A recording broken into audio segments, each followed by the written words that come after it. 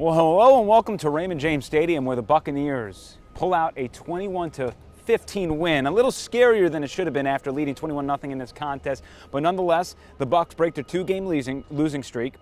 They also now control their own destiny in the NFC South. They are back in first again. We thought that was going to happen against the Falcons.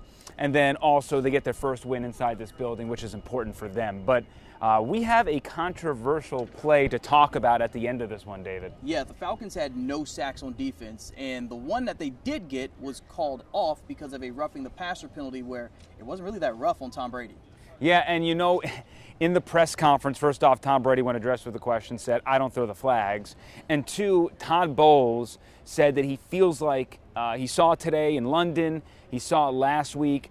He said that he feels like the referees are starting to police the game a little tighter. But let's talk about something positive here for the Buccaneers.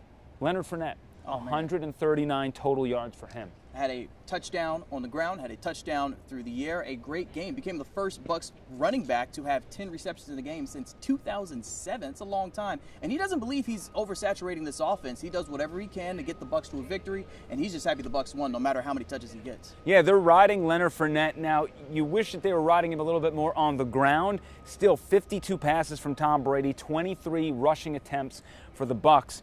That's not really the equilibrium we heard about entering the season, but right. Unequivocally, they are a better team throwing the ball. They certainly stalled in the second half, but they were taking what the defense was giving them.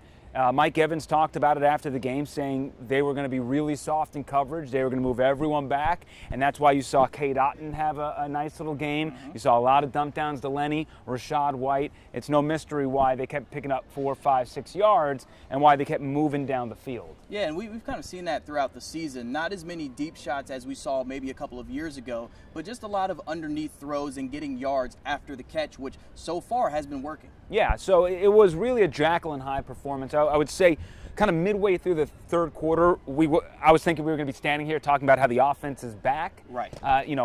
Sort of a quarter and a half there. We ruined all that good work.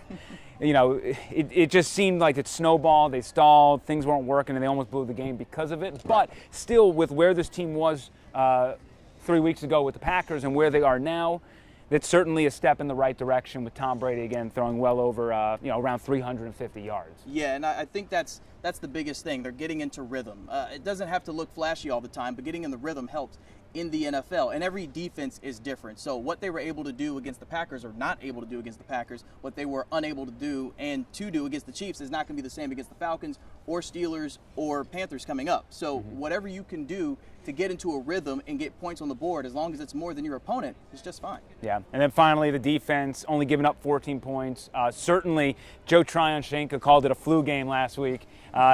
This defense, when they're doing what they're supposed to do, or I should say they gave up 15 points, when they're doing what they should do, they are one of, if not the best defenses in the league. I mean, getting 5 sacks is no small feat, right? You get back there 5 times, especially with a mobile quarterback like Marcus Mariota. If it was Matt Ryan, maybe we're talking about 9, 10 sacks, but give credit to Mariota for escaping the pocket. But the times that they've gotten back there, they made sure to bring him down to the ground, which was huge. It stopped a couple of drives. They weren't able to get any interceptions or fumble recoveries today. But overall, just a pretty good day for that Bucs defense. And just like the offense, they have some things to improve as they try to get into a rhythm as the season goes on. So the Buccaneers 3-2, and by the way, they now travel on the road again to play Pittsburgh and Carolina, two teams who might be some of the worst in the National Football League at this current juncture. So we will see if when we come back here at the end of the month for Thursday Night Football against the Baltimore Ravens, if the Tampa Bay Buccaneers